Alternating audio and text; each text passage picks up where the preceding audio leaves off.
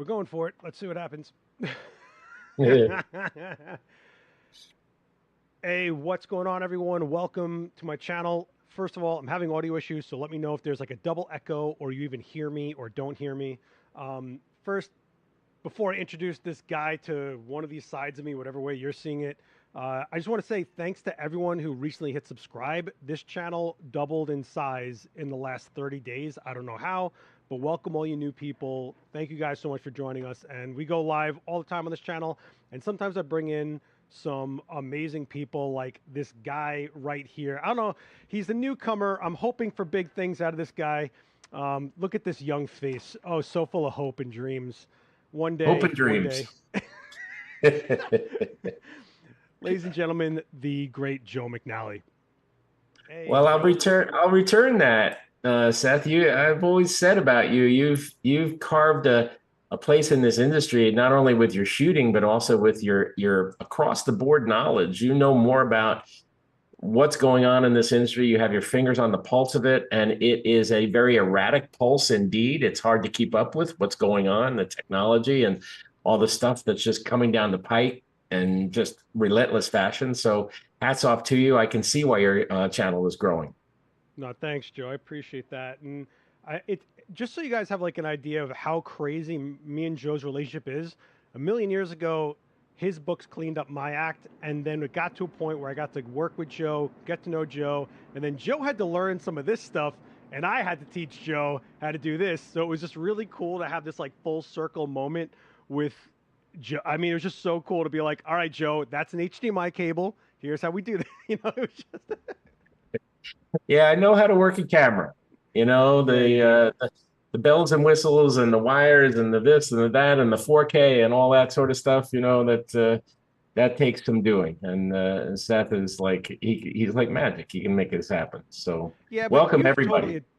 You've totally adapted to newer technologies. You were one of the first people, I think, talking in depth about TTL.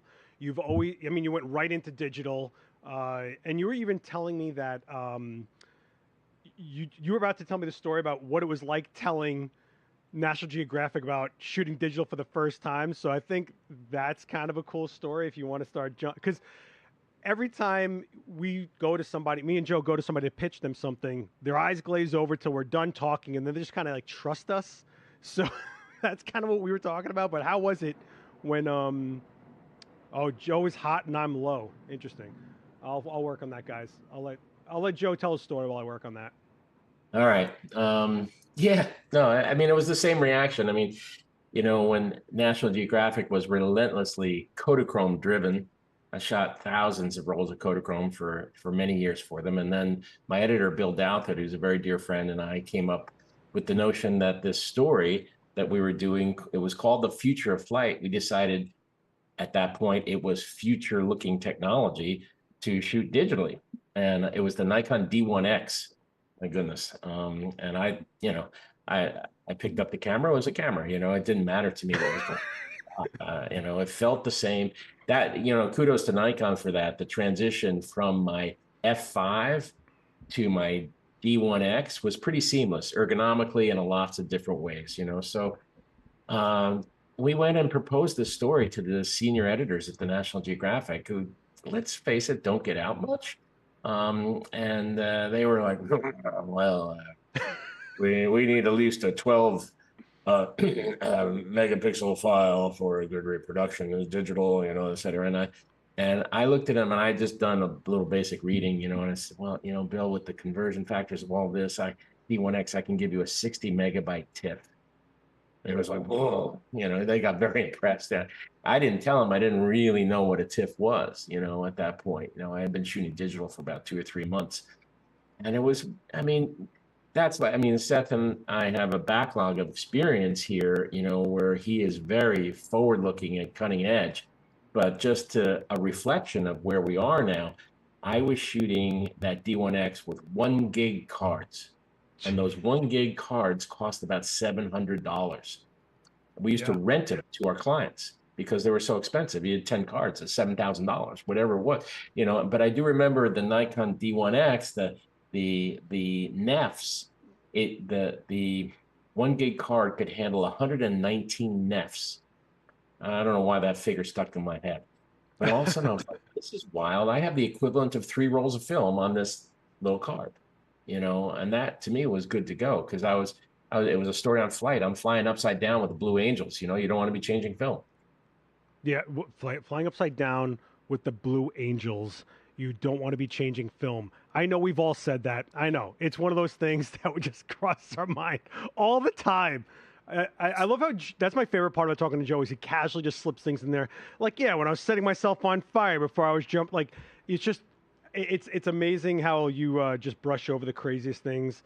And I think that's what's kind of cool about the way you go about things is it's still um, you still talk like you're this 20 something year old chasing jobs, like you haven't had this crazy career that speaks for itself, like you haven't done all this crazy stuff, or that the idea of some of the stuff you do is so bananas that you don't even think like it's out of reach. You're just going like, well, this is how we're going to go do this. I have this crazy idea to do that. I'm going to go do that. It's kind of nuts. Well, I've been blessed. I've had a lot of good opportunities to be sure. And you're right. I'm still working jobs, Yeah. and I still, we had a very busy year so far. What's been wild is, how photography really tethers to culture and what's happening in the rest of the world economically, et cetera. So Yeah. all this infrastructure money got put out there, a lot of rebuilding projects. And I had a really big project that is still ongoing. I'll shoot more of it next year to build a photo library for an infrastructure company, a utilities company based out on Long Island. And that's been a gas. I always love to get behind the scenes of places and see how things work. We're on electrical substations where, I'm probably next year, I'll probably do wind farms because they service wind farms, all that sort of stuff. And I've always been curious about that with a camera. It's a great entree to take a look at, all manner of stuff in the world. Yeah, one of the things I learned from Joe being on set with him is he treats the people and the environment and the atmosphere as important as the shot. And what I mean by that is he really takes his time to talk to people, really understand what's going on in a situation, where they're coming from, what is actually in front of that lens, and genuinely tries to get to know the people. Joe, you pull out names of people like it's right there on the tip of your tongue every time you go to tell a story. It blows my mind how you still remember some of the stuff you remember, but it's because you actually care, and I think that comes across and pulls that talent further along, and that's why you get those shots. You kind of they're part of it. They're with you. Yeah, I mean, I've always said, this isn't a business about, technique. I mean, there is an element to that, to be sure, and it's a powerful one. But it's really, at the end of the day, if you're a photographer like I am, which is I'm a people photographer, it's a job that's about relationships, and you have to be relentlessly curious. You have to really care about the people that you're photographing. You have to do your research. You have to dive in because you have to be if you're asking somebody to get in front of your lens, that's a very vulnerable place to be. They're essentially giving you a tremendous gift. So you have to match that gift. You have to be at risk behind the lens. You have to jump in with both feet. You have to care so desperately, and they have to feel that. And Yeah. if they really feel that, they feel that confidence, they feel like you actually need to do this. It's not just a job. You need to do this. They will give you more than they might have been inclined to when they first walked into the studio or onto your set. Well, there's a trust thing whenever you're working or collaborating with someone, and even if it's something like taking a headshot of a dentist for LinkedIn, part of it is getting them comfortable enough to be photographed. And I think one of your projects that shows that more than anything is the 9/11 shots, where you had people that are not used to getting photographed. You were shooting them in one of the craziest methods of full size, life size Polaroids that were $300 a shot, and you had to get them comfortable enough to just not even blink. Just all right. Stay right there. It's only going to cost $1,000 if you mess up 3 times. But let's just get you going here, because that shot lasts forever, right? Even if it's just a 10-minute job or a 10-minute interaction, it lasts forever. Sure. Well, I grew up, a lot on the legacy of Life magazine. I'm the last staff photographer in the history of Life magazine. So, to a small degree, I share a legacy with many of those photographers who went before.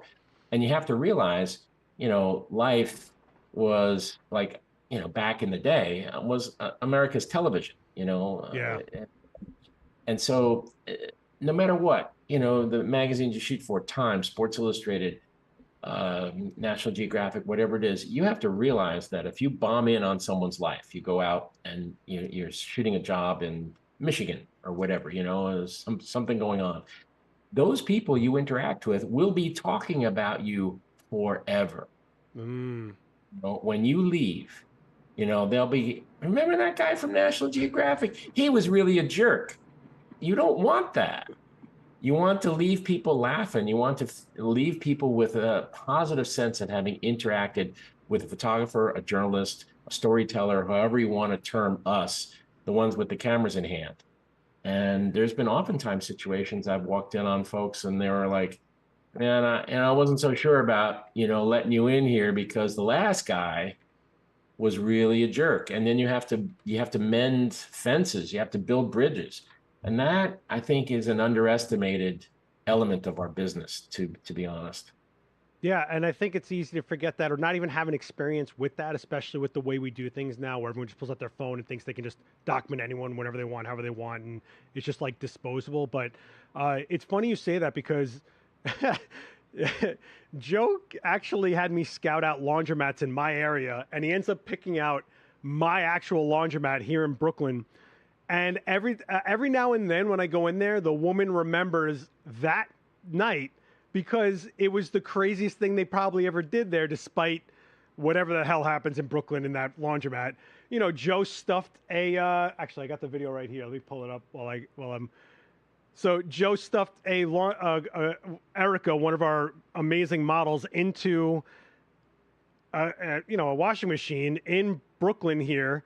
And the laundromat people that worked there were keeping it open for us. And it was kind of a big deal to them. And they always remember that, Yeah. Yeah. And when you get folks who just get used to, the day-to-day of their business, whatever that is. You come in as a photographer, you get all excited. It's like, oh, look at all these dryers and look at the shapes and look at the symmetry. And they're like, this guy's crazy, but the thing is, that is your curiosity factor. And you have to be very sincere about that because people are like used to like, well, this is what we do. And then you find it fascinating. That kind of pumps the whole situation up a little bit. And as I said, they'll be talking about it for a long time after. Yeah. And just to jump into stuff that's happening today, Joe's going to be live at Adorama, shooting live on Tuesday, October 10th at 5 p.m. Eastern. The link to that live stream is in the description along with the Eventbrite for if you want to come in person. If you're in New York, come hang out. Joe gets lonely. He also gets super insecure if no one shows up. He wants to be adored. He needs to be admired. I have to like drop rose petals on the way to the stream area. The whole thing. It's a whole. His ego takes a wheelbarrow. It's a horrible thing managing me on location. I'm sweating, I'm insecure, I'm backstage, just kind of like, bemoaning the fact that, yes, I've done this again. No, I love the fact that Seth has recreated effectively the Adorama event space, the place where we can like meet and teach and gather. And there's a history here. My wife, Annie Cahill, came on to Adorama, must be, I don't know, I'm going to call it 10 years. Let's call it 10 years. And she was charged with creating a space, which she did. And then it went away.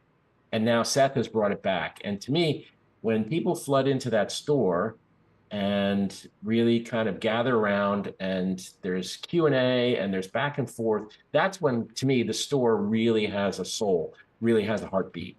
And so I'm really, again, tip of the hat to Seth to take it on and, go to the powers that be and say, look, you're not really having to stress it out. Let's get. Sorry, I'm pulling up a video right now, Joe, of the like when I did the demo, so people can like get a chance. This is the channel you guys want to follow, by the way, Admiral Events.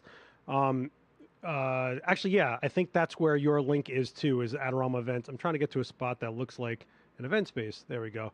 So this was, for us guys, this is like our comedy cellar. This is a place where a lot of photographers that teach come and like test out their next class that they're going to bring to larger platforms or throw themselves to the wolves, or how Daniel threw me to the wolves by saying, hey, anybody that's going to go to this Seth's demo, bring any light source, he'll use it in the shot. And that was awesome. Thanks, Dan. But hey, it sharpened me. And it's a very, I don't know what would you call it, Joe? Like organic? Like it's a very, it's a life form, right? Yeah, it's unpredictable too. Like in that relatively small space, you can do a lot, and there's possibilities. There's visual possibilities. So yeah, you can go in any number of directions. It's the important thing about the way Seth teaches and any number of other photographers who are going to come into the space is they don't really have a roadmap. It's not like a curriculum, It's like, okay, now we will use one light. It's an umbrella, camera right. There's none of that. It's like, Yeah. okay, let's try this. Because one of the things that you learn over time, if you're going to shoot live in front of people, is you have to be unafraid to make mistakes, because mistakes happen. And a pan presentation is going to look and feel like it. So something where you're really kind of out there, you throw a dart at the wall and chase it. Those are the best moments for teaching and for learning. Yeah, I think people get more into the in-between little things, especially after all these years of online education. They've seen this goes here and this is a fillet. What they want to see is those 37 seconds between you set that and you grab that camera. They want to see these little things you're looking for, or the thought process. I think that's what we've been missing, right? Yeah, and there's no substitute for live. There really isn't. I mean, Yeah. we can Zoom all we want and all of that, and that's a fantastic thing. It really was the ties that bound us together all during the pandemic and thereafter. But now it's really good to see live presentations, live teaching, interaction, photographers gathering, sense of community. I love the fact that that's all coming back. Yeah, and just a side note, guys, down in that description is also me and Joe are going to be teaching in London. So we're doing a 2-day workshop with Nikon UK in London in November. And you guys are invited if you guys want to pick up. I think we only have like a couple of spots left. It's a super premium thing. Amazing talent, amazing space. You got Joe, you got a ton of gear. So if you guys want to check that out, the link's in the description, because I have to whore myself out for you guys. That's what this whole stream is about. I just lynched you in here. No, it's going to be fun. I've taught with as they refer to it over at Nikon UK. They have great people, and Neil and Richie are their principal instructors. They're wonderful people. They're super knowledgeable. Man, these guys know the Nikon system for sure, backwards and forwards. Yeah. And then they bring in ProPhoto, and they support us. And then they have this great spaces that said and tried and true models who are just wonderful to work with. I think it's going to be a great couple of days.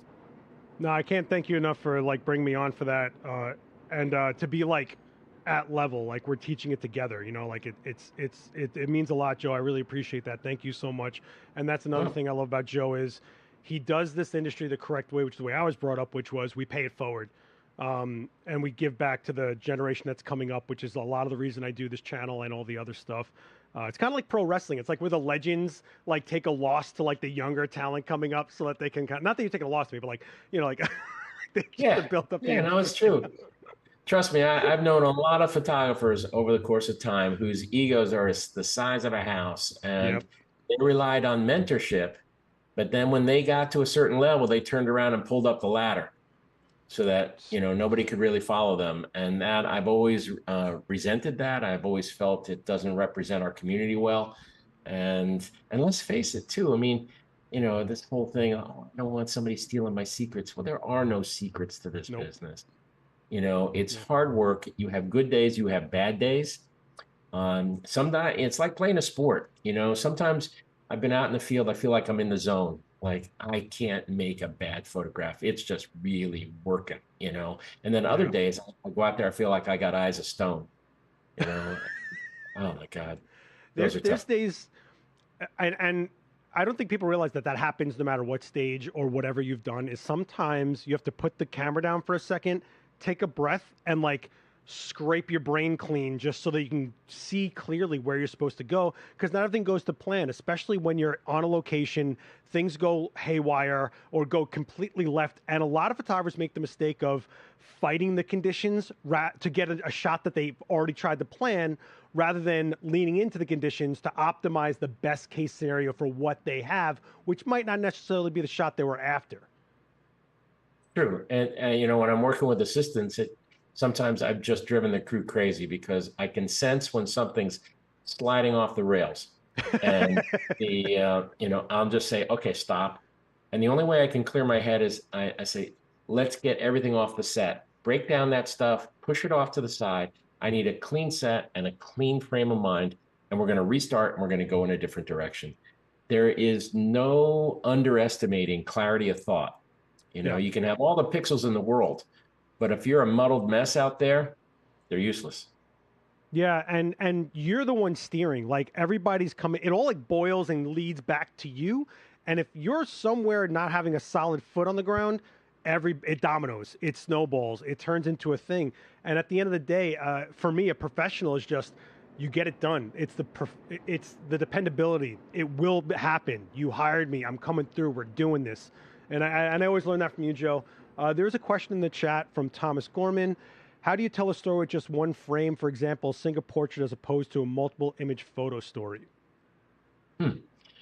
Well, good question. I mean, it's really two different art forms. I've done lots of stories that are just a series of isolated portraits, and then lots of stories where you want it to roll forward. You know, a magazine like Geographic wants the reader to keep turning pages so that there has to be a flow.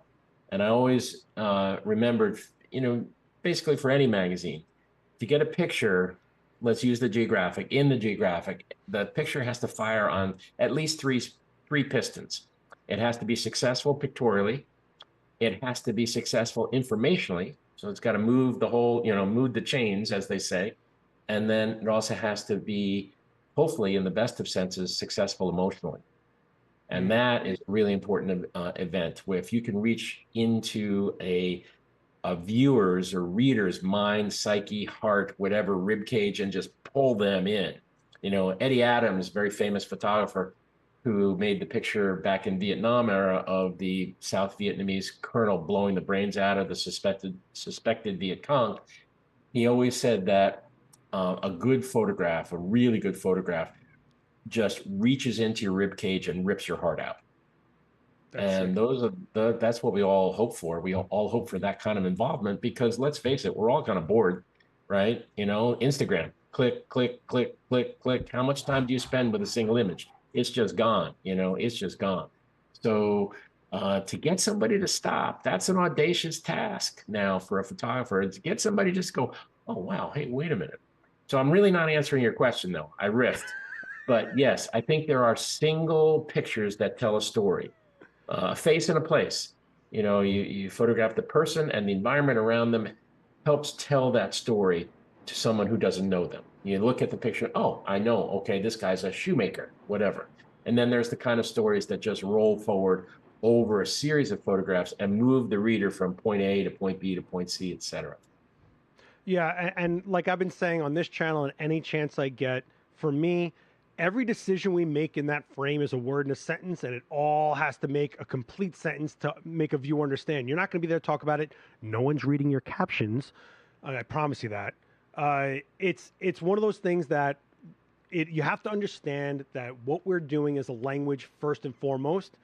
And it's art. We have so many decisions. Even if you're a photojournalist, you're deciding what to crop out of that world, from what angle, and what to make the viewer really focus in on to tell that story. Same thing. You have to understand what you're trying to say. So when you ask, what can you do in one image? Think about what you can say in one sentence to get a point across. It's the same mentality, different medium, you know? Definitely. Cool. It's a good, good analogy to use. Photography is a visual language and it has to be declarative, It really does. It has to be clean, has to be direct, it has to explain itself. What a lot of folks forget, and I've said this 1,000 times, what a lot of folks forget is that, you're at dinner and somebody's like, oh, I want to show you this. And they're on their phone. It's, oh, yeah. And then they're there and says, oh, look, see, we did this thing. And they're explaining the photograph. And you have to remember, you're never there to narrate your picture. Yep. Your picture has to talk to somebody, start a conversation without you being involved. Yeah. CD Rank is saying shooting live in front of people, isn't that the same thing as shooting with an art director over your shoulder critiquing? Actually, no. And here's why. An art director hired you as a gun to go get something shot, right? When you go shoot in front of people, they're expecting something, but they don't know what they're expecting. But what I try to do is go 8-ball corner pocket and try to get that corner pocket so that they trust what I'm saying will happen, because all this is predictable.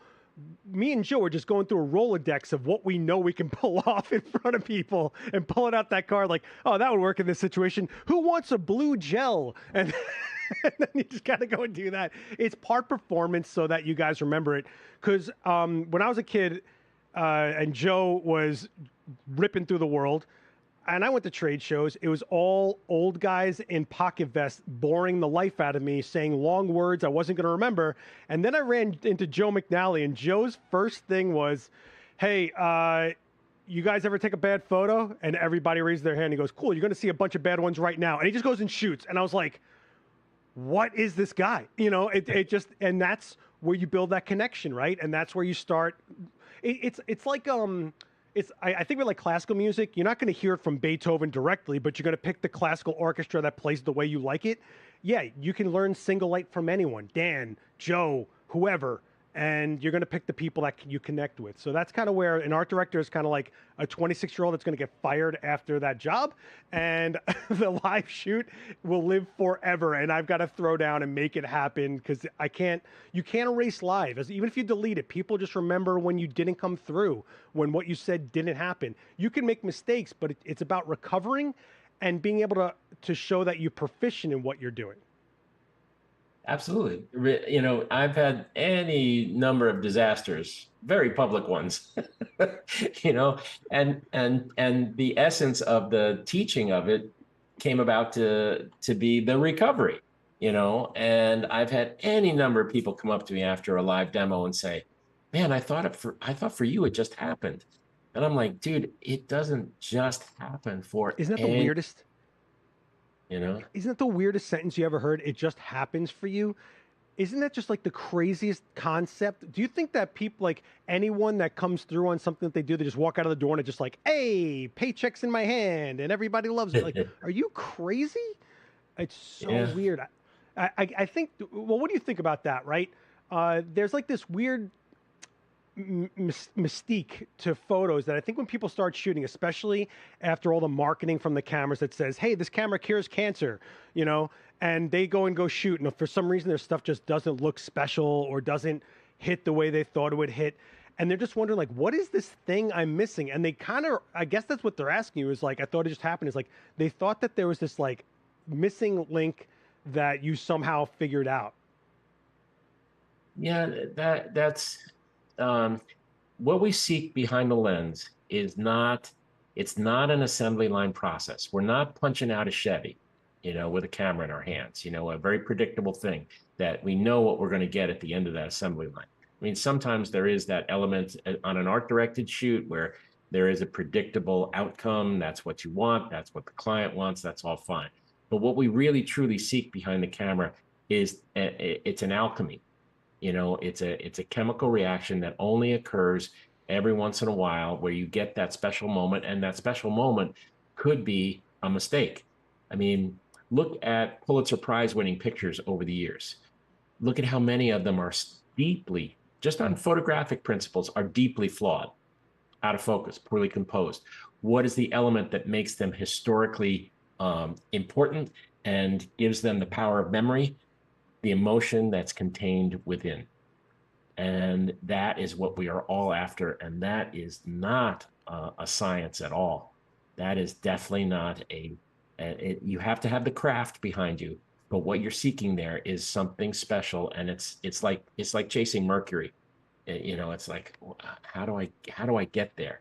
And that can be very, very frustrating. I've come back with a take that people are happy with, and is technically excellent and looks, you know, really spiffy. Can't believe boring I just said as hell, that. though, right?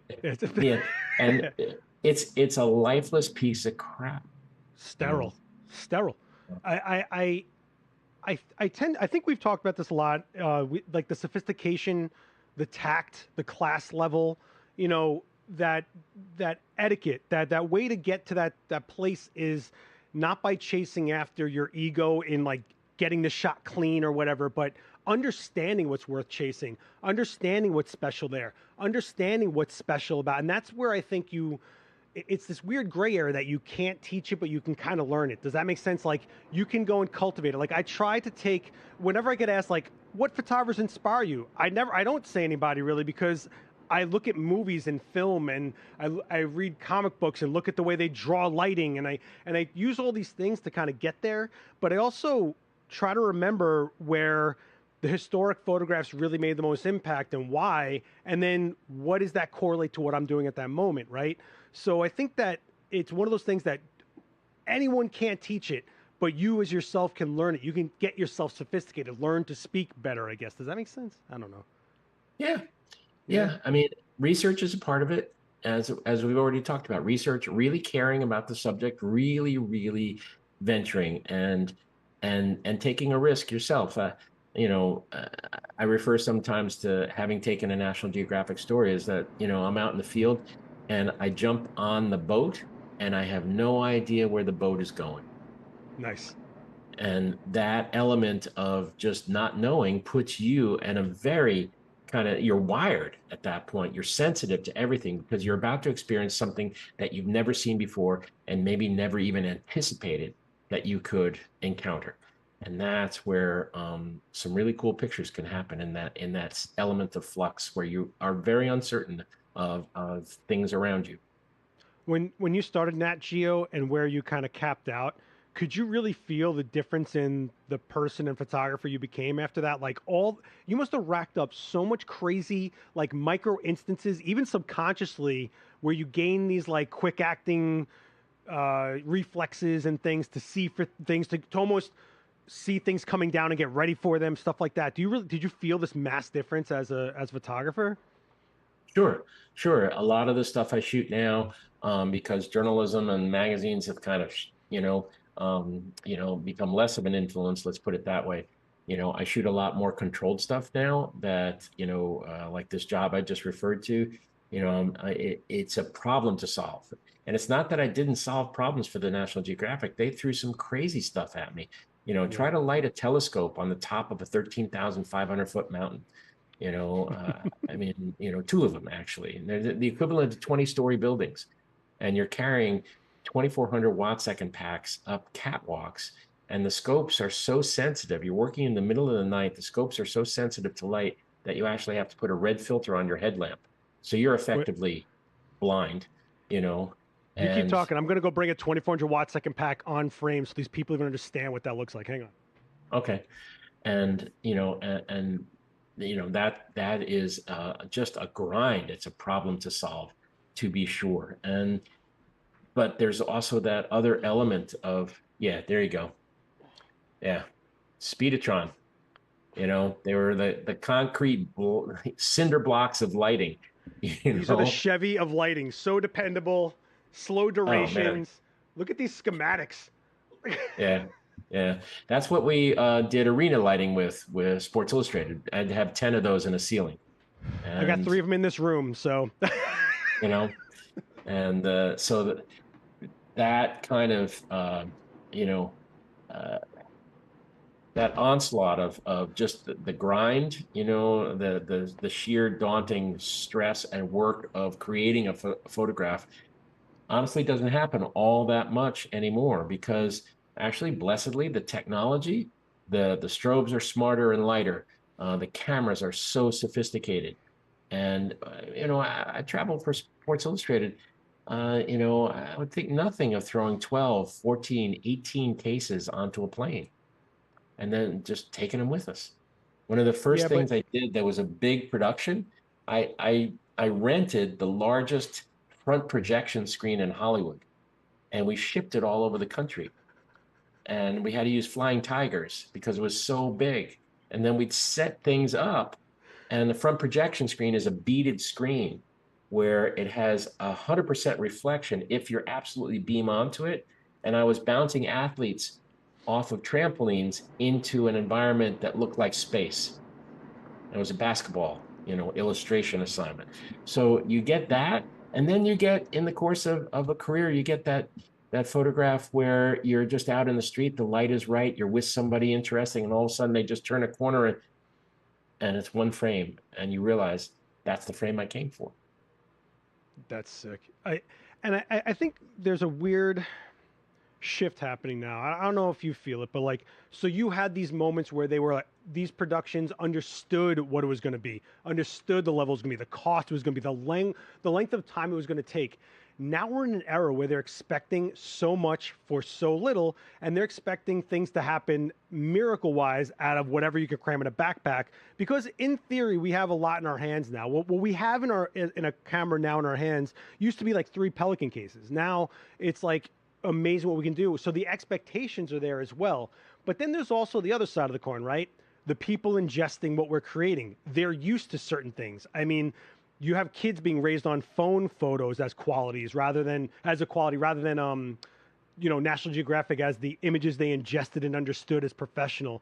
So there's like this crazy thing going on, don't you think? Like, where we're expected for so much, the audience might not even be there to receive a level of quality. Like, where do you think we're at with all that? Wow, that's a lot. That's a lot. That's an existential question, you know. And it's like, the dancers in chorus line, who am I anyway? you know, um, yeah, yeah. I mean, technology is, I don't want to say, and this is going to come out wrong. It's the friend and the enemy at the same time. Yeah, I get it. It facilitates us, but there's a big difference between facilitation and making something easy. The job of a photographer to be a good storyteller is just as hard as it was 20 or 30 or 40 years ago. It maybe is even harder because of the density of restrictions that is placed on all of us.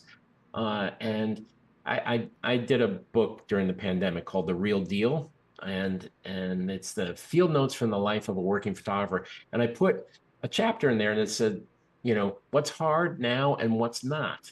Okay, what's not so hard now is the cameras, the exposure, the level of resolution, the amazing ISO, all that sort of stuff. What's hard is getting to a place where you can really put them to use. I was in a competition. I'm a competitive son of a bitch. What can I say? And there was a guy back in New York at the time who kind of owned the sky. And he did a lot of high wire work. And I like to climb stuff. And I was determined to not let him just own that turf. So I wasn't even a photographer at the New York Daily News, but I borrowed the 15 millimeter rectilinear out of the Daily News studio. I was a studio apprentice. And I walked up on the Queensboro Bridge, and there were crews up there painting the Queensboro Bridge. And I thought it would be a good story. And I went to the foreman and I said, I'm with the New York News. I'm supposed to go up with you guys today. And he goes, Harry, take this guy up. I never signed anything. Nobody knew I went up there. No insurance waivers, nothing. Free climbing the Queensboro Bridge. No safety belts, no harnesses, nothing. I'm on the outside of a cable on a bridge that is slick with paint, sliding back and forth and hauling myself up. And I was just determined I was going to get to the top of this bridge, shoot pictures that were going to really, really blow this guy out of the water. And that was the main motivation to do it. I'm ashamed to say, but and so I just walked up there and they let me climb the bridge. Try that now. Yeah. Yeah, dude. Try that now. Well, so see, Joe McNally might be a kind of guy that tucks his pants into khakis, but he's a badass. I love this guy. He's a real punk at heart, no matter how clean cut he gets. I love this guy. There's a question. I'm going to start getting to your questions. That's the whole reason we're live, is to kind of talk to you guys. I apologize about that. James Boyer's asking, we can see the image of Wilma on the Geo cover over Joe's shoulder, which is the, I guess it's the sculpture of the cave woman, basically. Yeah, the Neanderthal lady. Yep. What was the most challenging problem on that shoot, and how did Joe solve it? Carrying her around. He was almost 200 pounds of silicone, crafted into an incredibly lifelike, anatomically correct, buck-naked Neanderthal female. Oh, and my assistant, Brad Moore at the time, and I carried her into the Spanish woods where they had found DNA that they were researching an area that evidently had been populated by Neanderthals. And so, she doesn't smile, she doesn't do anything, And so we're positioning her near a cave and positioning her in the woods and stuff like that, and then lighting her, and she's just there, that's it, and so that was a little bit hard, the emotional range was very narrow. The one thing that did happen was the Neanderthal research indicated that for a period of time they lived in very rocky terrain. And the only way we could find rocky terrain was in a Spanish national park.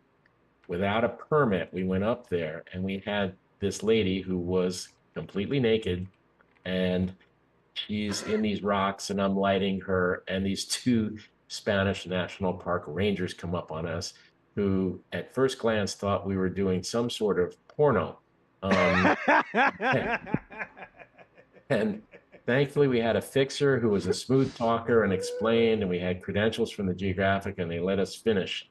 But Geographic sent me out with her, and they said, and FYI, Wilma cost the National Geographic $80,000. Joe, what? 80 grand. These two crazy guys, the Kennis brothers, made her. They specialize in museum recreations. They're fantastically talented people, but it was 80 grand. So I have this Neanderthal lady, and we're lifting her and stuff like this, and the Geographic tells me, make sure you minimize the nudity. Yeah. I'm like, she's naked, It's like an art director saying, the sun rises over here. No, the sun rises over here. Well, make it rise over here. No, so I had to light her in a very shadowy way because... No, Joe said whipped cream bikini all the way. That's what he said. I was there, guys. I was there, guys. Yeah, it's crazy. And she ended up as a party favor for a while. I don't know where she is. She was up on the 8th floor of Geographic, and she was, used for like a Christmas decoration or something. I'm like, poor Wilma. That's so undignified. So I think, I have a lot of experience shooting these hyper-realistic statues. I had to do Andre the Giant, who was life-size. That was a $16,000 sculpture. I had to do a Velociraptor for Jurassic Park, which was life-size. That one was just wild, which was cut in half to be mounted on a wall as if someone hunted it. So it wasn't, I was very limited. And then the one that we actually did a video on was a Nosferatu, which was a $20,000 sculpture. What's always funny about these, actually, do I have the video of this? Yeah, I do have the video of this. I'll pull it up while we're talking. What's really funny about these is the people who handle them, like this was the Andre the Giant, which was wearing a men's thong swimsuit as the wardrobe. And then this was, I know you're not seeing this, Joe, I'm sorry. And then this was the Nosferatu, which was super expensive. But what's so funny about these is the people who create them show up with like hair gel and a brush, and they are talking to them. They are primping them. It's almost like a mom on picture day at school for an inanimate object, and then your job is to get the frame to be as dynamic and as alive as possible. I actually follow a lot of photographers that do like toy photography because I think it's just so much fun. They create full scenes and sets for them. But if you guys ever want to sharpen up some getting emotion out of a subject, do it with an inanimate object that's supposed to be that. And you'll start learning a lot of things about your light, your angles, your lens choices. And a quick thanks to Vagar for the donation. I appreciate that. While we're doing this, if you guys are watching this, I'd appreciate if you guys hit like. It really helps out the video. And if you're new to this channel, please hit subscribe because I have stuff like this all the time. And Joe's awesome for coming on here and helping me out my channel right now. But the reality is we wanted to promote Joe's live stream. He's going to be live October 10th, Tuesday, 5 p.m. from the Admiral Events space on the Events channel. So if you guys are not in New York, I'm going to put the link in the chat right now and pin it there because I should have done that from the beginning, but, I'm lazy, and Joe doesn't deserve everything, So. No, I don't. I definitely don't. But I'll be at the store there. a little bit early. I'll probably stay beyond the time a little bit. Seth kind of runs the show. Thank God he's going to be there because he is the techno master. And I would be lost up there without, all these screens. You got to see this space. It's really phenomenal. All the trusses and lights, and there's permanently mounted, strobes. I mean, all sorts of stuff going on. and it is just a really great place to, hang out, ask questions, shoot some pictures, and again, as I always say, establish a sense of community. No, I appreciate that, Joe. Thank you. And you guys are always welcome there. The Admiral Events channel is the one you want to start following to capture, to jump in all those live streams if you're not local to New York. But listen, I take community to heart really hard. But if you asked me years ago, before I met Daniel, I was cutthroat as hell. I was like, no one's getting these jobs, elbowing the other guy's face. Let's get going, be louder, faster, get in those editors' rooms before the other guy, try to get those jobs. And then I met Daniel, and I realized how wrong I was being after all these guys that are older than me let me be on their sets, sat me down at the end of the day and taught me things. And it opened up a lot for me. And you kind of shelve the ego, you shelve the ruthless, and you start realizing we're more powerful in numbers and doing stuff. Like Joe is literally spilling out stuff that I think is gold for you guys for free on YouTube because he's a bored old man. He just has nothing to do. The Ducks weren't out today. He went there with bread. It was so sad. He's on the bench. He's throwing the bread. Nothing's showing up, guys. Nothing's showing up. You can't even attract the Ducks. you know? Oh my God, man. Oh, thank you so much, Ramo. I appreciate it. You guys don't have to feel obligated to donate. I just put it on there. What I do want to do is grow this channel. And I am making the pledge now while my industry dad is on the line. If I make it to 50,000, I'm going to go all in on this channel and try to make it to 100,000. So I'll put everything I got into this channel to get it to 100K. We're right now almost at 17,000, which is nuts because we were at like 10,000 a month ago. So I appreciate all you guys. Thank you so much. And it's guys like Joe and the mentality Joe is giving us and the legacy Joe has built for this industry that allows us to have these platforms, guys. Like what Joe has done in this industry and still continues to do is why we have stuff like this. There's no place to build a community without guys like Joe who burn down that trail to build on top of. I do demos because of Joe, because of Dan, because these guys show me it was a thing. I didn't even know it was a thing. I didn't even know that you do this stuff, this side of stuff. So, Joe, you mean a lot to me, and I think you mean a lot to a lot of people in this channel. There are some other questions if you got time. You want to? Yeah, sure. Let's rock and roll. Okay, Joe, I've always been this is from David Vongrad. Joe, I've always been a fan of your books. They're awesome. I'm curious to know more about the BTS, what everyone sees as your most famous photo and or the one that you're actually most proud of. So the most popular versus the one that you're super proud of. Whoa.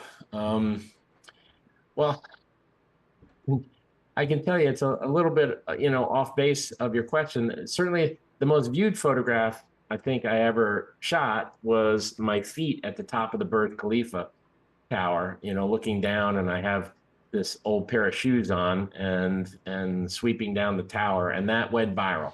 That went crazy. But I think certainly the thing that has been important to me as a photographer, when you pick up a camera with serious intent, one of the elements of that is make a contribution, try to have impact.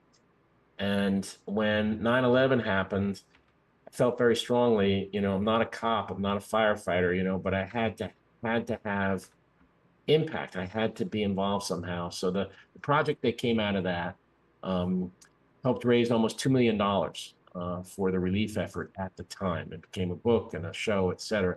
I won't go into the machinations of it, but the important thing to me is that 20 plus years later, I'm still close with a lot of people who came in front of the lens of that camera, and I still stay in touch with them. And our memories are still intertwined because it was a very desperate, emotional time in New York. People were looking for a way to tell their story, and the camera and that project gave them an avenue to do that, to become indelible, and that's what a photograph does. It takes a moment in time and it makes it indelible. And that is a very sacred, if you will, part of our mission. Yeah, and I just want to say, like, this is, out of everything Joe's taught me, out of everything Joe's done, the one thing that Joe really shows me, and I think my generation, who's like, I consider like disciples of Joe with all the small flash and all that kind of stuff, Joe showed us just how far beyond an image can go from just being a frame, like how much of a social impact, how much far things go. Like that 9/11 project alone was just so mind blowing to me that, you know, Joe thought about what can I contribute to this city that I love, to this country, to what happened, to the people that endured this. And he took his craft, his discipline, his professionalism, and brought it to the table. And it helped. And it immortalized. And it's now in the 9/11 museum here in New York, which is right. Yeah, right. Yeah. So Yeah. it just shows an immortality, and it showed just how much farther things can go from just shooting a wedding or getting that commercial headshot shot. Like, yes, we do those things, but we can also do more and aspire for more. And it's really easy to not know that or even think in that method. And I think Joe's lifelong body of work shows us this never-ending bar that gets raised, that it's so exciting to me whenever Joe gets into something, and I love hearing all the stories. It never gets old. So I hope you guys get that from Joe as well. Again, I appreciate the kind words. It is our carrying a camera, or being a photographer is a very special thing because we get to do stuff that other people don't just because, we have to go take a picture of it. They'll let us, on stage or behind the scenes, or someplace like that. They'll let us look up the sleeve of the magician because we have an assignment to shoot, pictures of said event or whatever it might be. And then we also become integral to people's lives. Seth mentioned weddings. I mean, wedding photographers, man, wedding photographers work hard. Yeah. It's such an important day in someone's life. And I truly, deeply respect what wedding photographers do. I mean, I don't think I could take that kind of pressure really on a week-to-week basis. That's hard I'm to never do. doing it It's again. important. No, Never doing it again. I it's did it tough. twice, and one time I traded my chess piece to my tattoo artist for his wedding photos, and I'm reminded all the time how much I never want to shoot another wedding every time I look at my chest. So I just go. It's Tony true. Pags is asking Joe, Seth, what would be the ultimate portrait for you guys? Any person, living or dead? I always get scared of this question. You go first. Oh my God. Oh, thanks. Thanks. Oh God, any person, living or dead, Lord, I've had, again, I riff a little bit when I'm thrown a question like this. I'm not trying to dodge it, but, I've had motivations like that. I went to Russia. I had been fired, what they called RIFT, reduction in force at Time Warner. They let go of me at Life magazine. And after that, I was kind of back on my own. I was shooting for Geographic and whatnot. And I really deeply, truly admired Mikhail Gorbachev. I felt he had had a really amazing impact on opening Russia and making it a part of the world. And so I wanted to meet him. And so I didn't take any money. Time magazine allowed me to use the resources of the Time Bureau in Moscow. And I met Gorbachev and photographed him. And it's a photograph that has stayed with me, for a long period of time. On purely photographic merits, is it incredible or unusual? No, but the soul and the gravity of it is that it is this individual who had such impact. And there's been so many people I would love to photograph. I'd love to photograph Obama.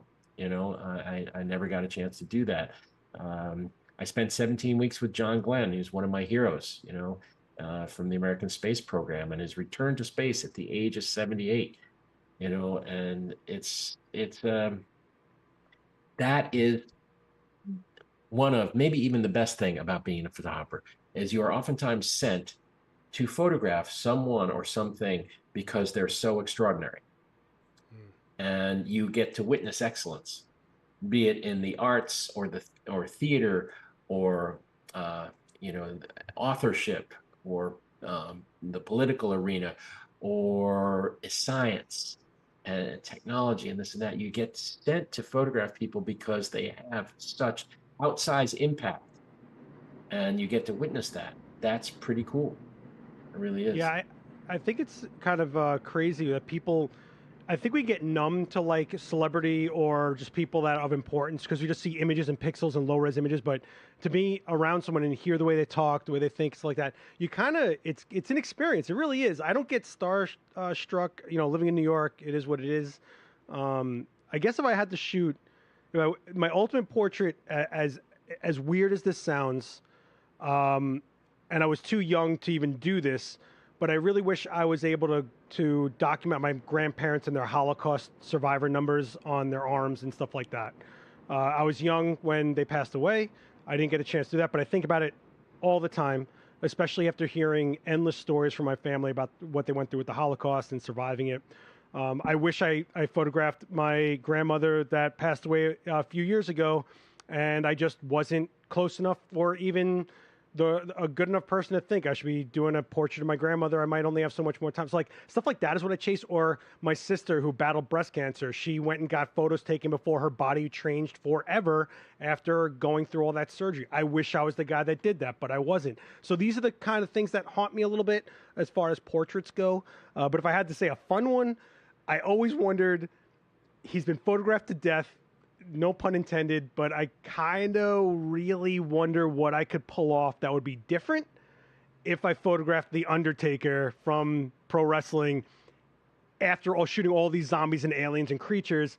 Could I do a straight, real portrait of a guy who's been so cartoony for so long in that context? I'm just curious how I would go about it if I had the chance to shoot, Mark, the Undertaker from WWF. So I don't know. That's my answer. That's great. That's great. And characters abound. You have a sense of it. Like you'd love to assemble this cast of characters. I have a buddy, Jason Ryan, is a good photographer out in LA. He's worked with Danny Trejo. Machete. Dude, and he's so look at good. that face, man. I mean, you would love to photograph that face. I mean, it's like a piece of granite with lips. It's great, and then you have, if I could go back in time, Audrey Hepburn, classic beauty, from the old classy days of Hollywood and all of that. So you have these imagination is a big element of who we are and what we do. And, I stare out the window. I sit at my desk sometimes. I get so tired of the computer, and I just find myself drifting. I'm like a hot air balloon. I'm floating out the window, and a lot of that is probably the most valuable time I spend. When Joe feeds the ducks. When Joe feeds the ducks, that's all that is. He's just. I got to do a portrait of Joe feeding ducks now with like a sad loaf of bread.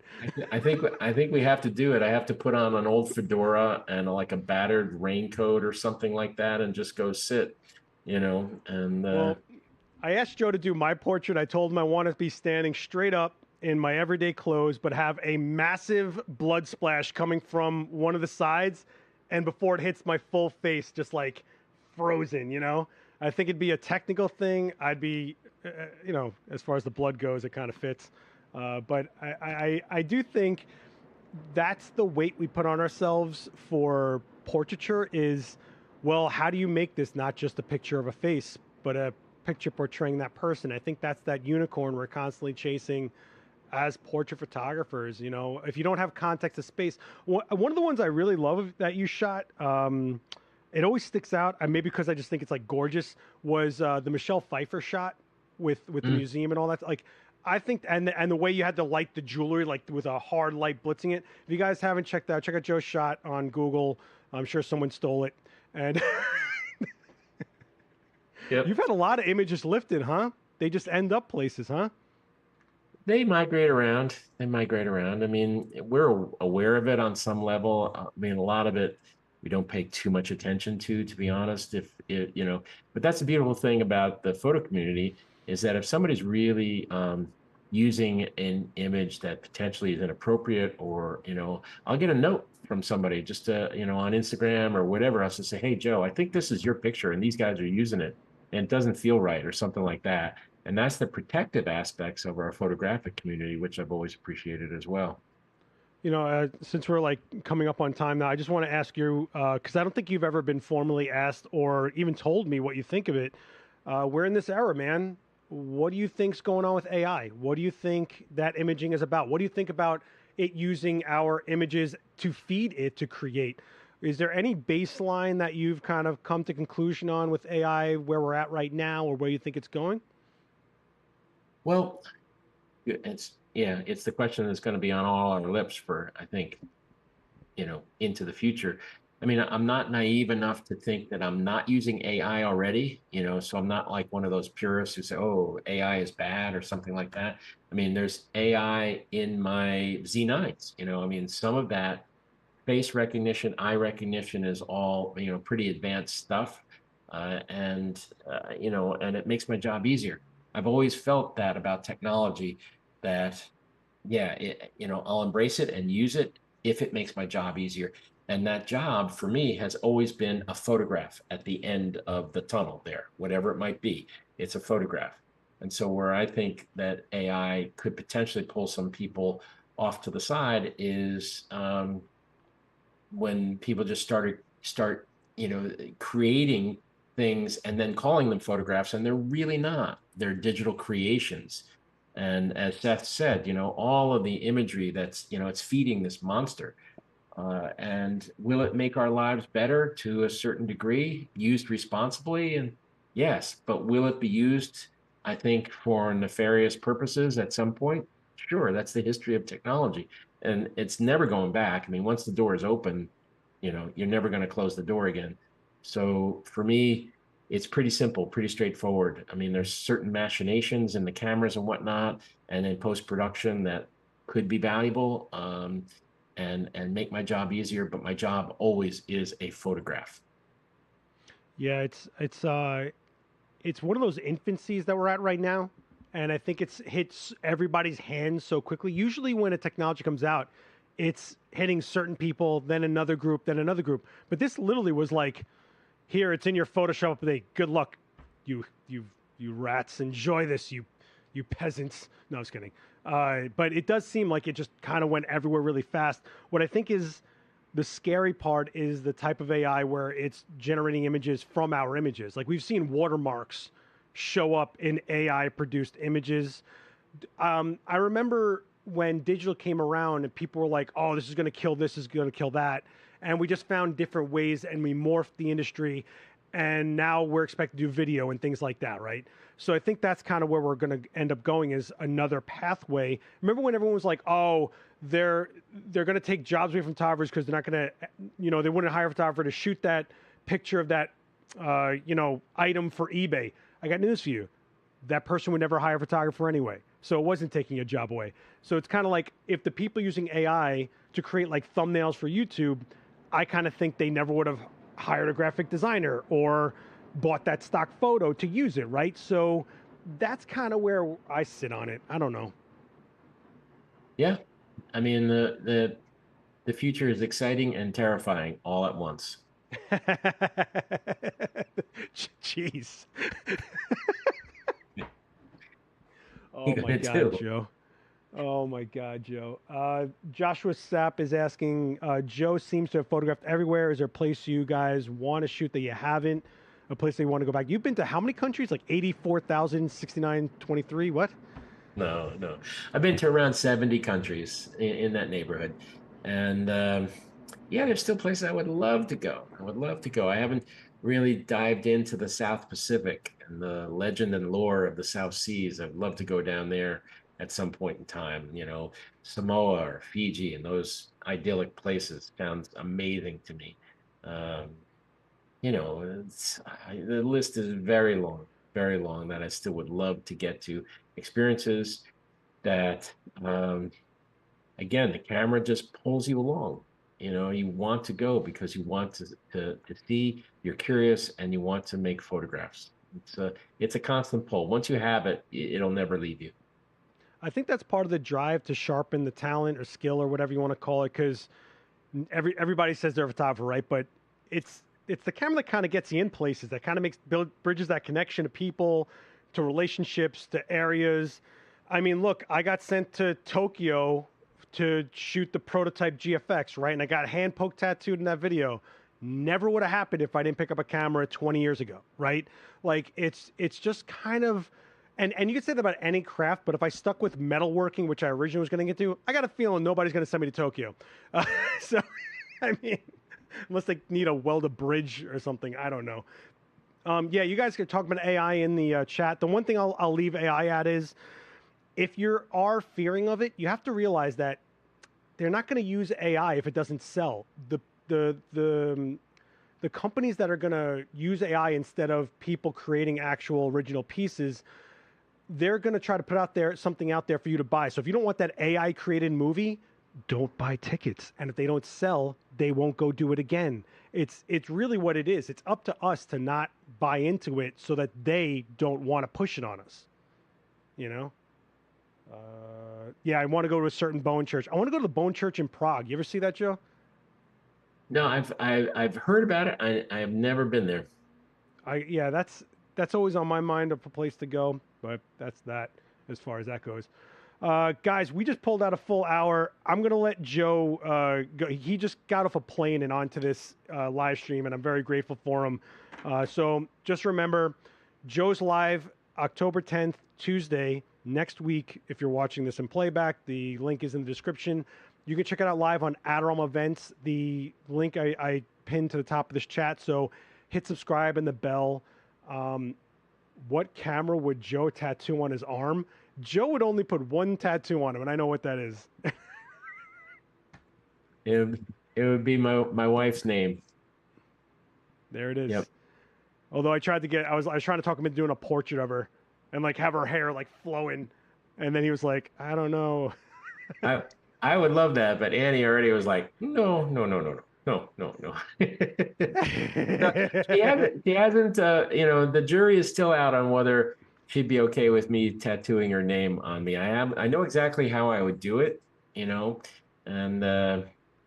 be like with flowers and stuff, kind of the old lettering, the old Peter Max from the '60s, kind of like balloon lettering, and stuff like that. I thought it'd be very colorful and very fun. She's, hesitant, understandable, Yeah, Man, we're nuts. Joe's gonna sign on his name on me somewhere, and I'm gonna go get that tattooed. It'll happen one day. I'm gonna go do it. Okay. Listen, guys, thank you so much again. All you guys that just started subscribing to this channel, I can't thank you enough. This channel exploded over the last month. I'm floored at the growth of it. People are actually thinking I bought subscribers, which is wild and super funny, I think. But listen, if you guys are into this stuff, hit like. It really helps us out. 100 of you guys watching, about 100 likes. I appreciate it. Hit subscribe, hit the bell to get notified. Joe McNally has a channel also, you guys, and I put his link to his channel is down below. I want Joe to start going live on his channel more, because my man could just sit down in front of a camera and just spit for like a straight up hour by himself, and I think we'll get him there. I think we'll talk him into it one of these days. It's only been, what, 4 years you've been telling me about this for Joe? I'll take the camera out on the bench with the pigeons. Oh, I'm totally doing this shot of you feeding the pigeons. I got just a sad loaf of bread on the ground, and you're just staring at it. Where did my career go? Oh, man. Oh, man. Listen, guys. Thank anything you want to leave them with? No, thank you, man. Thanks for spending time. I know it's, everybody's time is precious. So the fact that you drop by Seth's channel, it's a really vibrant source of information. I'm totally with Seth, keep growing it. He's got great information and great skills. So appreciate it. And maybe, I don't know, see you in the store next week. Thank you. Yes.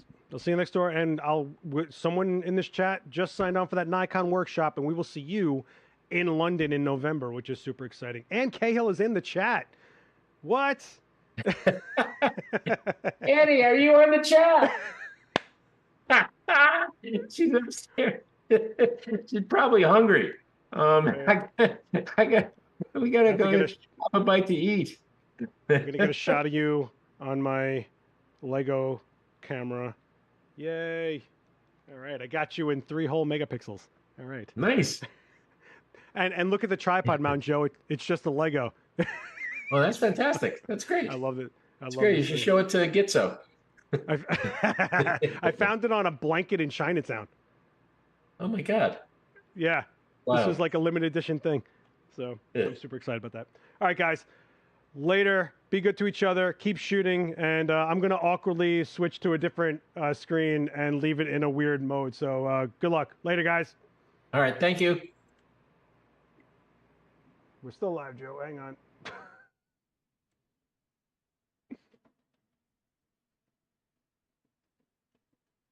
I never set a screen to. I never set a screen to. Yeah, I never set a screen to exit out. So this is a very awkward sign off, guys. Enjoy it. Enjoy it. Leave comments. Hate me. You're out of focus.